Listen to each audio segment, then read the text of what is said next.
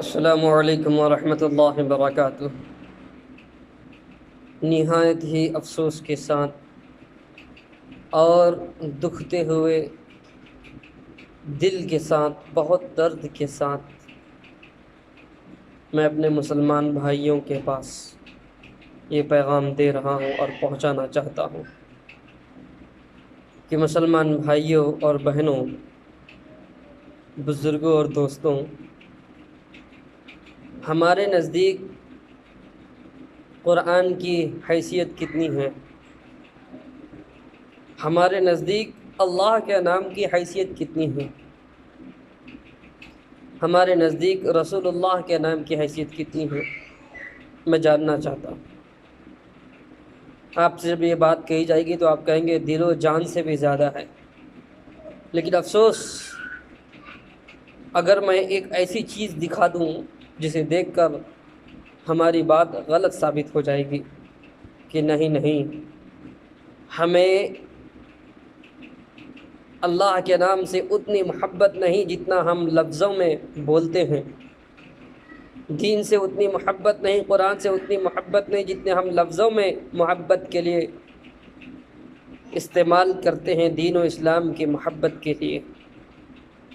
میرے بھائیو، آج کل ہر کسی کا حال یہی ہے کہ رقعے چھپا دیتے ہیں، اس میں بسم اللہ الرحمن الرحیم لکھ دیتے ہیں، اور پھر اس میں لکھا ہوتا ہے النکاح من سنتی، کہ نکاح سنت ہے۔ سنت کس کی سنت؟ میرے نبی کی سنت۔ اور پھر لوگوں کو بانٹ دیتے ہیں۔ بانٹنے کے بعد کیا اس کو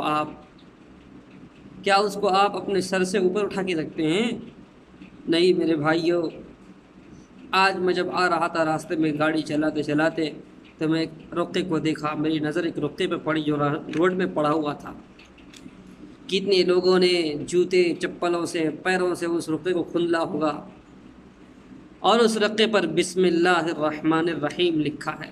اس کا ذمہ دار کون ہے؟ آج کل جتنے بھی لوگ رقعے چھپا رہے ہیں، سب میں بسم اللہ الرحمن الرحیم لکھا ہوا نہیں ہوتا ہے، اور اپنے نام سے پہلے محمد، جیسے میرا نام مجاہد الاسلام ہے، لیکن میں اپنے نام سے پہلے محمد جوڑتا ہوں۔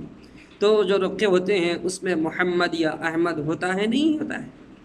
اپنے نبی کا نام اپنے نام سے جوڑتے نہیں جوڑتے، وہ نام اس رقعے میں لکھا ہوا ہوتا ہے۔ وہ رقعہ آج مجھے روڈ میں پڑا ہوا ملا، اللہ اکبر، اس کے فرنٹ سائڈ میں آپ کو دکھاؤں گا، لیکن کیا کروں، مجبور ہوں، کیونکہ اگر فرنٹ سائڈ دکھایا، اس کا سامنے کے سائڈ میں اگر میں وہ رقعہ دکھایا تو وہ کن کا رقعہ ہے، کس کا ہے، کس کے نام سے ہے، وہ آپ دیکھ لیں گے۔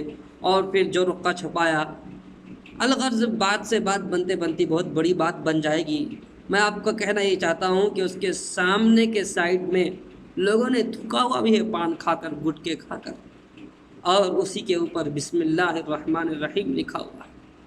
مسلمانوں، میرے بھائی اور بزرگوں، دوستوں، ذرا برابر رتی برابر بھی اگر ہمارے دل و دماغ میں غیرت ہوگی تو ہم کو یہ بات پسند نہیں آئے گی کہ اللہ کے نام کے ساتھ بے ادبی کی جائے، اللہ کا نام رقعوں میں لکھ دیا جائے اور اس کو پھر بانٹ دیا جائے، اور وہ پھینک دے اور اس کو پھر لوگ کھندلنا شروع کریں۔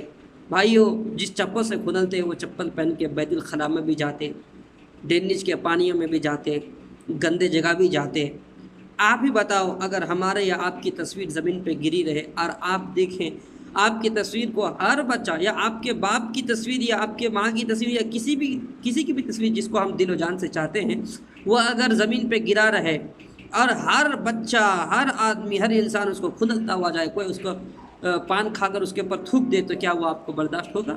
ارے اللہ کا نام ہے، اللہ کا نام تو ماں باپ، بھائی بہن، عزیز قارب رشتہ دار سب سے بڑھ کر ہے ہمارے سامنے۔ وہی تو سب سے بڑا مالک ہے، خالق ہے، اور اس کا نام ہم رقعے میں لکھ دیتے ہیں اور دیکھو روڈوں میں پھینک دیتے ہیں، اور اس کا یہ حال ہو جاتا ہے۔ میں اپنی بات لمبی نہیں کروں گا، میں آپ کو اس رقعے کی حالت دکھاتا ہوں۔ یہ دیکھیے پیچھے سے، آگے میں نہیں دکھا سکتا جہاں تھوکا ہوا ہے، کیونکہ وہاں پر جس کا یہ رقعہ ہے ان کا نام لکھا ہوا ہے، خواہ کے میرے اوپر پھر بات بنائے گی۔ بس میں ایک پیغام پہنچانا چاہتا ہوں۔ یہ دیکھیے بسم اللہ الرحمن الرحیم، یہ دیکھیے، دیکھو آپ، میں آپ کو جو دکھانا چاہ رہا ہوں،